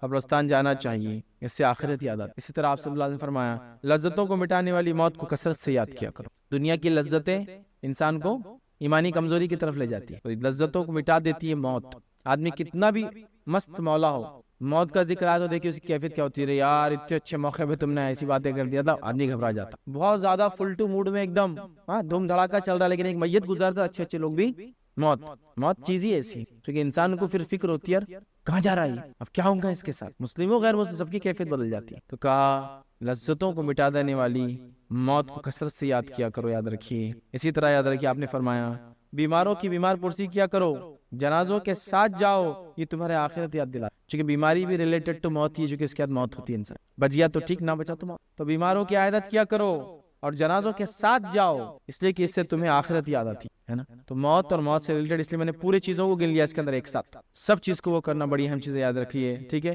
اور موت کے ساتھ ساتھ اپنے مقام آخرت کو یاد کرنا، چونکہ موت کے بعد کیا ہوگا، دیکھیے جس کی موت ابھی آ گئی اس کے لیے قیامت ابھی آ گئی، جو قیامت کے ٹائم مریں گے وہ تو الگ ہی رہیں گے، لیکن ہمارے لیے ہماری موت ہمارے لیے قیامت ہے، قیامت صغرا ہے، چھوٹی قیامت ہے، ختم ہو گیا، قیامت کبرا جن پر آئیں گی وہ تو الگ لوگ، ہے نا، تو ہر موت قیامت ہے ہر انسان، تو اپنا مقام یاد رکھے۔ امام ابن قیم الجوزی رحمہ اللہ فرماتے ہیں کہ جب انسان کی فکر صحیح ہو جائے تو لازماً اس میں ایسی بصیرت پیدا ہو جاتی ہے جس کے ساتھ وہ اللہ کے وعدے، وعید، جنت، دوزخ، اللہ تعالیٰ نے اپنے محبت کرنے والوں کے لیے جو تیار کیا ہے، اپنے دشمنوں کے لیے جو تیار کیا ہے، سب دیکھ لیتا ہے۔ جب آخرت ایمان مضبوط ہوتا ہے اس کو سب جنت، جہنم، یہ وہ سب دکھ جاتا ہے، اس کو جو تیار کیا وہ سب دیکھ لیتا ہے، کیونکہ یہ بصیرت ایک نور ہے جو دل میں روشنی پیدا کر دیتا ہے، وہ یہ منظر سمجھ لیتا ہے کہ کس طرح انسان خبروں سے نکل کر سر جھکائے رب کے آواز پر بھاگیں گے، آسمانوں کے فرشتے گھیر لیں گے، خود اللہ تعالیٰ آئیں گے، فیصلے کے لیے عدالت قائم کریں گے، زمین اپنے رب کے نور سے چمک اٹھے گی، کتابیں اور اعمال نامے نکالے جائیں گے، انبیاء اور گواہ حاضر ہوں گے، میزان نصب مطلب میزان لگا دیا، نصب کیا جائیں گا، حوض کوثر، محشر کی پیاس، اعمال ناموں کا ملنا، جہنم پر پل صراط، اس سے لوگوں کا گزرنا اور کامیاب ہونے والوں کا بچ کر گزر جانا، یہ سب ایسے دیکھیں گے جیسے کہ اس کی نظروں کے سامنے ہو رہا ہے۔ پھر اسے آخرت اور اس کا ہمیشہ رہنا اور دنیا اور اس کا فانی ہونا واضح طور پر سمجھ آ جائے۔ تو آخرت میں غور کرنے سے وہ کہہ رہے ہیں، فکر کرنے سے ایک مومن بندے کو اللہ ایسی بصیرت دیتا ہے کہ اس کو آنکھوں کے سامنے سب دکھنے لگ جاتا ہے، فیل ہوتا ہے ہو رہا ہے، جنت جہنم یہ وہ اچھائی برائی نتیجہ اور سب کچھ نظر آتا ہے۔ تو یہ بڑی اہم بات ہے۔ چھٹی چیز یاد رکھیے جو ایمانی کمزوری کو دور کرنے کا حل ہے، چھٹی چیز یاد رکھیے، دنیا میں رونما ہونے والے حادثوں میں غور و فکر، زلزلہ، آندھی، طوفان، باڑ، بیماریاں، تعفن، یہ ساری چیزیں نصیحت یاد رکھ، لینڈ سلائیڈ، زمین کا دھس جانا، بادلوں کا پھٹ جانا، یہ سب حادثات ہیں۔ بلڈنگوں کے کھڑے کھڑے زمین پر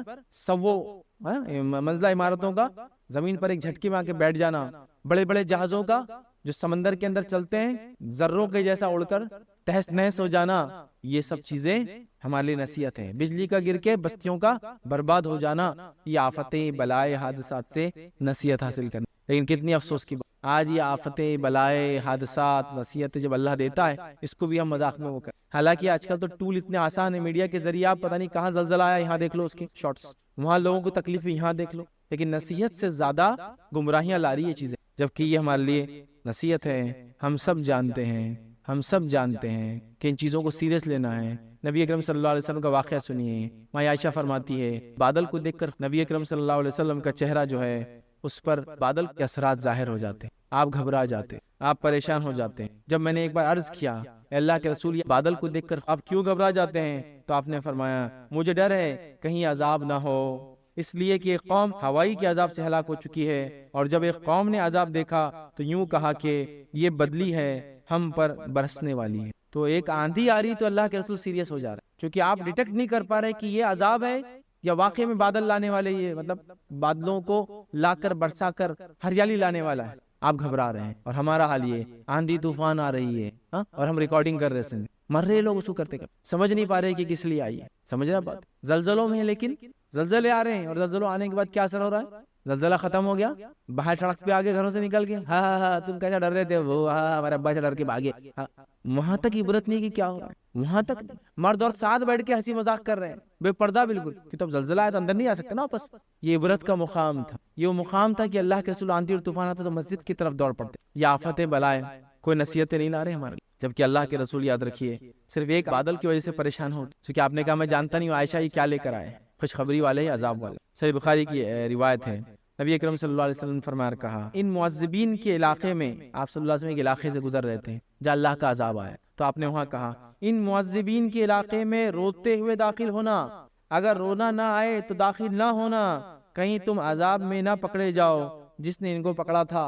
ایک قوم جس پر عذاب آیا تھا، آپ صلی اللہ علیہ وسلم فرما رہے ہیں وہاں سے گزرو تو روتے ہوئے گزرو، ڈر کے ساتھ گزرو، اس لیے کہ اللہ کا عذاب آیا تھا وہاں، ایسا نہیں کر سکتے تو مت گزرو ورنہ ڈر ہے تم کو کہ عذاب نہ پکڑ لے۔ اسی لیے ہم دیکھتے ہیں جب حج وغیرہ کے لیے ہم جاتے ہیں تو وہ جہاں ہاتھی والوں کا واقعہ ہوا تھا، ہاتھی والوں کا واقعہ، ابراہا جو لشکر لے کے آیا تھا، اس لشکر پہ جو پتھر برسے تھے وہ کیا تھا؟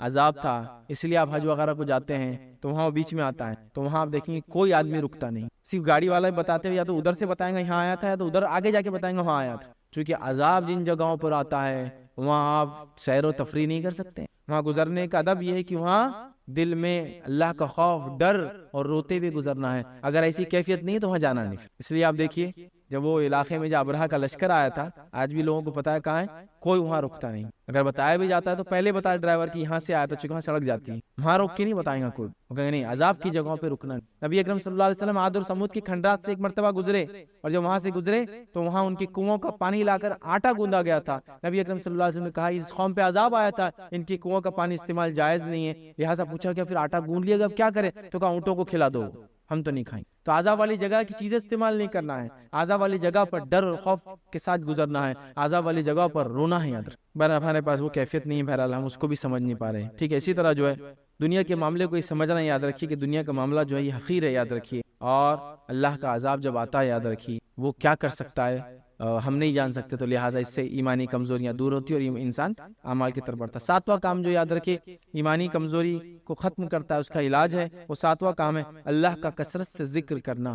اسی لیے ہم دیکھتے ہیں رمضان کا مہینہ آتا ہے تو ایمانی کیفیت تھوڑی سی بلند ہو جاتی ہے، چونکہ ذکر کا معاملہ بڑھ جاتا ہے، روزے کے ساتھ ذکر بولے تو سونے پہ سہاگا ہو جاتا ہے، پھر نمازیں نہیں پڑھنے والی پابندی سے نمازیں شروع کر دیتے ہیں تو اور بھی تھوڑا سا ایمانی کیفیت بلند ہو جاتی ہے، پھر تراویح وغیرہ میں قرآن سن کے اور بھی ایمانی کیفیت بلند ہو جاتی ہے، پھر قرآن کو کھول کے پڑھنے لگ جاتے ہیں تو اور بھی ایمانی کیفیت بلند ہو جاتی ہے، پھر اجتماعات وغیرہ سننا، فلمیں وغیرہ چھوڑ جاتی ہے نا تھوڑے دن کے لیے، ٹی وی پہ ذرا لاک رہتا تو پھر ایمانی کیفیت اور بھی بلند ہو جاتی ہے، اور پورے ماحول میں اچھی اچھی باتیں چلتی ہے تو ایمانی کیفیت اور بھی بلند ہو جاتی ہے۔ تو ذکر کا یہ نتیجہ ہوتا ہے، قرآن بھی اللہ کا ذکر ہے، تلاوت قرآن ذکر ہے، نماز میں قرآن پڑھا تو یہ بھی ذکر ہے، ذکر و اذکار ذکر ہے، دعائیں کرنا ذکر ہے، مسنون دعائیں وظیفے کرنا یہ بھی ذکر ہے، یہ سب ذکر میں انکلوڈ کر لیجیے۔ ذکر کا اہتمام کرنا یاد رکھیے بڑا فائدہ مند ہے، اس لیے کہ اللہ رب العزت نے قرآن میں فرمایا یا ایھا الذین آمنوا اذکروا اللہ ذکرا کثیرا، اللہ فرماتا ہے اے ایمان والو، کیا یا ایھا الذین آمنوا اذکروا اللہ، اللہ کا ذکر و ذکرا کثیرا، کثرت سے ذکر، اللہ کا ذکر کثرت سے کو قرآن نے کہا، ٹھیک ہے۔ اسی طرح نبی اکرم صلی اللہ علیہ وسلم نے فرمایا اور کہا تیری زبان ہمیشہ اللہ کے ذکر سے تر رہنی چاہیے، ایک صحابی کیا حکم دیا،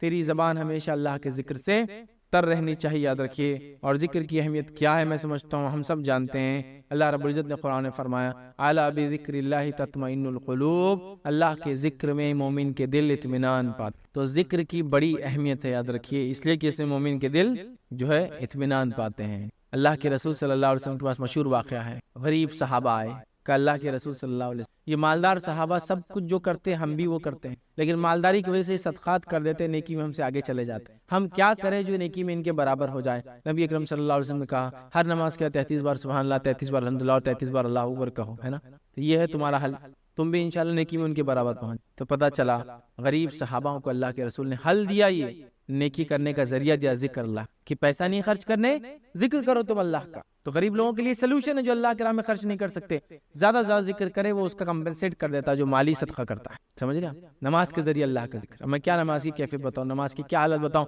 نماز کتنے لوگ پڑھتے بتاؤں، نماز کے بارے میں رو رو کے تو سب پریشان ہیں کہ بھائی نماز کا کیا ہے۔ ہم لوگوں کا معاملہ کیا ہے، ہم کو اللہ کی مدد بھی چاہیے اور پھکڑ میں چاہیے، کرنا کچھ نہیں، یا اللہ تیری مدد کہاں ہے، اور بھائی تیری نماز کہاں ہے، تیرا ایمان کہاں جا رہا ہے، تیرا دین کا معاملہ اور علم کا معاملہ کیا ہے؟ نہیں وہ سب میں نہیں کروں گا، آپ اپنا کام کرو، میں جو کرنا ہے وہ کروں گا، لیکن آپ اپنا کام کرو۔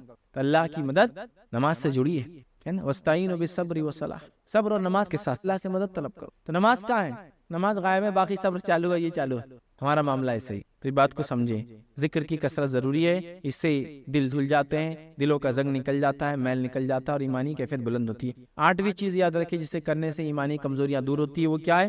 اپنے آپ کو اللہ کے سامنے حقیر ہونے کا اعتراف کرنا، حقیر، فقیر، اللہ کا عاجز بندہ ہونے کا اعتراف کرنا، اس سے بھی ایمانی کیفیت بلند ہوتی ہے۔ مالداری بہت ساری بار لوگوں میں کفر پیدا کر دیتی، کبر پیدا کر دیتی، بڑائی پیدا کر دیتی، انانیت پیدا کر دیتی ہے، اپنے آپ کو میں پنا پیدا کر دیتی، سب کچھ اپنے آپ کو سمجھنا پیدا کر دیتی۔ فرعون اس کی مثال ہے، حامان اس کا وزیر اس کی مثال ہے نا، اسی طرح اس زمانے کا قارون اس کی مثال ہے، اسی طرح ہم دیکھتے ہیں شداد اس کی مثال ہے، نمرود اس کی مثال ہے، امیہ بن خلف اس کی مثال ہے جو آپ کے زمانے میں کافروں کا سردار تھا، کئی اور لوگ مثالیں ہیں، سمجھ رہے ہیں؟ اتبا ہے، شیبہ ہے، اور کئی بہرحال ایک لمبی فہرست ہے۔ تو مالداری کیا کرتی ہے، وہ کرتا ہے اپنے آپ کو حقیر سمجھ، اگر مال و دولت ہے تو کہے اللہ تیری دی ہوئی نعمت ہے، بس تو نے دیا ورنہ میری کیا اوقات ہے۔ لیکن ہمارے پاس کیسا رہتا، وہ مالداری کو بتانے کے لیے بتانا رہتا اپنی حقارت، گاڑی لے لیا 1 کروڑ کی، اللہ کے سامنے اپن کیا ہے، کچھ بھی نہیں ہے، لیکن مقصد تھا وہ 1 کروڑ بتانا، تو وہاں بھی حقارت بھی صرف نام اور ریا کے لیے، سمجھ رہے؟ چھوڑ دیجئے ان چیز، حقیر بندہ جانیے اللہ کا، عاجز بندہ جان لیجئے، اللہ تعالیٰ یاد رکھیے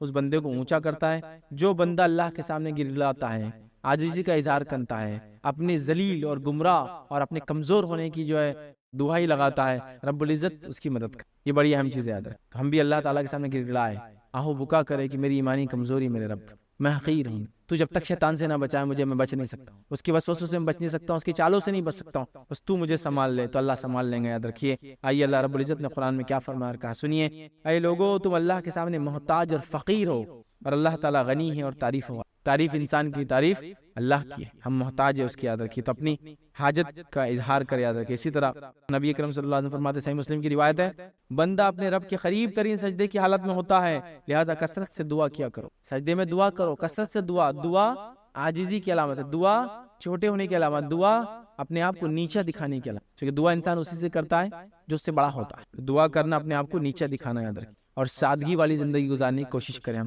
اس لیے کہ سادگی ایمان سے، سادگی ایمان سے یاد رکھیے، نبی کرم صلی اللہ علیہ وسلم نے فرمایا کہا سادگی اور زیب و زینت کو ترک کرنا یہ ایمان کا ایک حصہ ہے۔ سادگی اور زیب اور زینت کو ترک کرنا ایمان کا ایک حصہ ہے، یاد رکھیے۔ تو سادہ رہنا ایک ایمان کا حصہ، یاد رکھیے۔ لیکن سادگی کو آپ ڈیفائن نہیں کر سکتے، یہ بات میری ذہن میں رکھیے آپ، کیونکہ ہر آدمی کے لیے سادگی مختلف ہوں گی، کیونکہ اس کے اسٹیٹس کے حساب سے سادگی کیا ہوں گی وہ ہوں گی، آپ سمجھیں؟ تو سادگی ایمان کا ایک حصہ ہے۔ جیسے کہ ایک انسان ہے، وہ 10 لاکھ کی گھڑی پہن سکتا ہے، پھر بھی وہ کہتا ہے نہیں اچھا نہیں دکھتا ہے، 10,000 کی لیتا ہوں سر، تو اس کے لیے یہ سادگی ہے، یاد رکھیں، کیونکہ وہ اتنا مال و دولت رکھتا ہے کہ 10 لاکھ کی گھڑی اس کے لیے ایک عام بات، آپ سمجھیں نا؟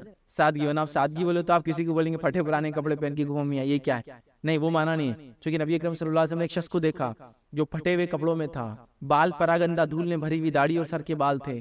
نبی اکرم صلی اللہ علیہ وسلم کا کتنا مال و دولت رکھتا ہے، اس نے کہا اللہ کے رسول میں مالدار ہوں، مجھے ضرورت نہیں اس کی، تو کہا اللہ تعالیٰ جب کچھ دیتا ہے تو اس کا اثر تیرے اوپر دیکھنا پسند کرتا، پتہ چل گیا نا؟ تو اس کے لیے سادگی نہیں تھی، اتنا پیسہ ہونے کے بعد پھٹے کپڑوں میں رہنا سادگی نہیں تھی، تو اس لیے میں نے کہا سادگی سے مراد یہ نہیں کہ آپ دیکھ لیے فیض بھائی تم نے تو کوٹ پہنے ہوئے، اب تم سادے کب ہوں گے؟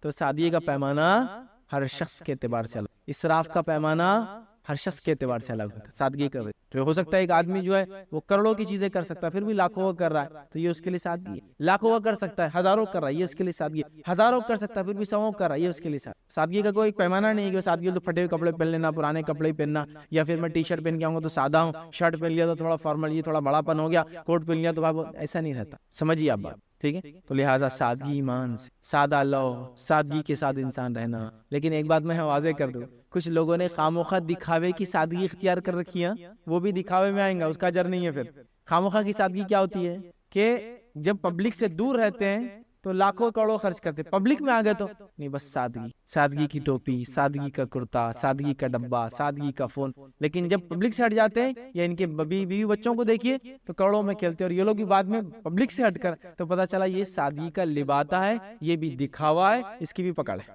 چونکہ ہمارے پاس سادگی کا ایسا تصور ہو گیا تھا، میں آپ کو بتاتا ہوں ایک مثال۔ ایک صاحب جو جرمن کا ڈبہ لاتے ہیں، جرمن کا ڈبہ کیا کرتا ہے، بہت ساری چیزوں سے ریئیکٹ کرتا ہے، معلوم جرمن جیسے اس میں کھٹا وغیرہ رکھیں گے نا تو پرابلم ہوتا ہے، کھٹا خراب ہو جاتا ہے اور وہ جرمن کا زہر نکلتا ہے۔ تو کسی نے کہا اسٹیل یوز کرو، چونکہ اسٹینلیس اسٹیل جو ہوتا ہے کافی سیف ہوتا ہے اس کے مقابلے جرمن، تو انہوں نے کہا نہیں، بولے اسٹیل چمکتا نا، تو وہ نہیں، بولے جرمن سادگی ہے، جرمن سادگی ہے، اسٹیل بولے دکھتا۔ تو یہ سادگی فادگی نہیں ہے بھائی، یہ جو نئے نکالے نا، میں اس لیے کلیئر کر رہا ہوں، کچھ بھی پیمان لا لے سادگی، مطلب دل تو ہے پورا۔ اب آج کے دور میں جرمن مہنگا اسٹیل سے، پھر آپ کیا بولیں گے؟ آپ سمجھ رہے؟ سادگی کا یہ پیمانہ نہیں ہے، تو لوگوں نے لوگوں کو بتانے کے لیے، دیکھیے کچھ لوگ سوال کرتے ہیں ہم اللہ کے لیے نماز پڑھتے، لیکن ہم کبھی کبھار لوگوں کو دیکھ کے نماز نہیں پڑھتے کہ وہ سوچیں گے ہم نمازی ہیں، تو یاد رکھیے آپ کا یہ نماز چھوڑنا بھی ریا ہے، یہ بھی دکھاوے میں آئیں گا، کیونکہ آپ نے جو کام اللہ کے لیے کرتے تھے اور ہمیشہ کرتے تھے، لوگوں کے لیے چھوڑا نا، لوگوں کے لیے دکھانے کو نماز پڑھنا بھی ریا ہے، اور لوگوں کے لیے جو روز عمل کرتے وہ چھوڑنا بھی ریا میں کاؤنٹ ہوگا آپ کا، کہ میں روز ذکر کرتا لیکن آج نہیں کر رہا، کہ تو لوگ بولیں گے تیر تک ذکر کرتا، میری تعریف ہوں گی تو آپ چھوڑ رہے ہیں، تو پھر آپ نے لوگوں کے لیے چھوڑا نا وہ عمل جو آپ روز اللہ کے لیے کرتے تھے، یہ بھی ریا ہے۔ تو جو لوگ وہ سادگی کا لبادہ اوڑے ہوئے چپ چپ کا، یاد رکھیے وہ بھی غلط، سادگی کا کوئی پیمانہ نہیں، یہ بات آپ یاد رکھیے۔ تو سادگی ایمان کا حصہ ہے، انسان عاجز رہے، انکسار رہے۔ 9ویں چیز یاد رکھیے جو ایمانی کمزوریوں کو دور کرتا ہے، وہ امر بالمعروف اور نہی عن المنکر، اچھائی کو حکم دینا اور برائی سے روکنے سے ایمانی کمزوریاں دور ہوتی، چونکہ آدمی خود فیلڈ میں ہے، لوگوں کو روک رہا ہے، لوگوں کو اچھائی کا حکم دے رہا ہے، تو امید ہے کہ پھر لوگ اس کو دیکھیں گے اور وہ بھی اس عمل پہ قائم رہیں گا جس کا دوسروں کو حکم دیتا تھا۔ آپ کسی چیز کے اہل ہیں تو آپ دوسروں کو دعوت دے رہے ہیں تو آپ بھی اس سے باقی رہتے ہیں کافی لمبے عرصے، تو لہٰذا اچھائی کو حکم دینا، برائی سے روکنا، یہ بڑی اہم چیزیں یاد رکھیے۔ نبی اکرم صلی اللہ علیہ وسلم نے فرمایا تم میں سے جو شخص برائی کو دیکھے تو اسے اپنی قوت کے ساتھ بدل دے، اور اگر قوت سے نہیں بدل سکتے تو زبان سے روکے، اور زبان سے نہیں روک سکتے تو دل میں برا جانے، اور ایمان کی آخری حد ہے، ٹھیک ہے؟ تو لہٰذا کیا کریں گے، اچھائی کو حکم دیں گے اور برائی سے روکیں گے۔ امر بالمعروف اور نہی عن المنکر یہ بہت لمبا ٹاپک ہے، میں سمجھتا ہوں سب جانتے ہیں، لیکن عام بات کہہ رہا ہوں، اچھائی کو حکم دیجئے، برائی سے روکیے، تو یہ بھی علاج ہے ایمانی کمزوری کا۔ اور 10 اور آخری علاج ایمانی کمزوری کا جو آج ہم دیکھیں گے وہ ہے اپنا محاسبہ کرنا، اپنا محاسبہ کرنا، حساب کرنا، اپنے آپ پر غور و فکر کرنا، یہ بڑی اہم چیز ہے۔ عمر ابن خطاب رضی اللہ عنہ فرمایا کرتے تھے اپنے آپ کا محاسبہ کیا کرو اس سے پہلے کہ تمہارا محاسبہ کیا جائے، اپنے آپ کو آڈٹ کرتے رہنا، کہ آج میں رات میں سو رہا ہوں، کتنی نمازیں پڑھا آج فرض، اللہ اتنی چھوٹ گئی آج، اچھا پڑھا پوری 5 تو کیا جماعت سے پڑھا کا، یا اللہ نہیں ہو، اگر نماز جماعت سے 5 وقت ہوگی تو کیا کوئی مؤکدہ پڑھا کیا، یا اللہ اس میں کمزوری ہو، قرآن کی تلاوت ہوئی کیا، نوافل کا اضافہ ہوا کیا، 360 ہڈیوں کے بدلے جو اللہ کے رسول روز صدقہ ضروری ہے اور صدقے میں سے کچھ ہوا کیا، نیکی کرنا، اچھائی کا حکم دینا، برائی سے روکنا، لوگوں میں انصاف کرنا، لوگوں کی مدد کر دینا، سامان اٹھا دینا، کسی کو سواری پہ سوار کر دینا، کسی کی مدد کرنا، کھلا دینا، پلا دینا، کیا 360 ہڈیوں کے برابر، 360 جوڑ جو ہے ہمارے، اس کے برابر روز صدقہ ہم پہ واجب ہے، کیا نہیں ہوا اللہ. تو یہ محاسبہ ہے، ڈیلی اپنا آڈٹ کرنا، یاد رکھیں. ٹھیک ہے. اسی طرح حسن رضی اللہ عنہ کا ایک مشہور قول فرمایا کرتے تھے، مومن کو اپنے آپ اپنا محاسبہ کرتے ہی پائیں گے. مطلب مومن کے بارے میں کہتے ہیں مومن اپنا محاسبہ کرتے رہتا. اسی طرح ایک اور قول ہے جو ہے میمون بن مہران کہتے ہیں، جو ایک شخص جو ہے وہ فرماتے ہیں صاحب تقوی شخص کنجوس کے ساتھی سے بھی زیادہ سخت اپنا محاسبہ کرتا ہے. ایک مومن انسان کنجوس انسان جو حساب پیسے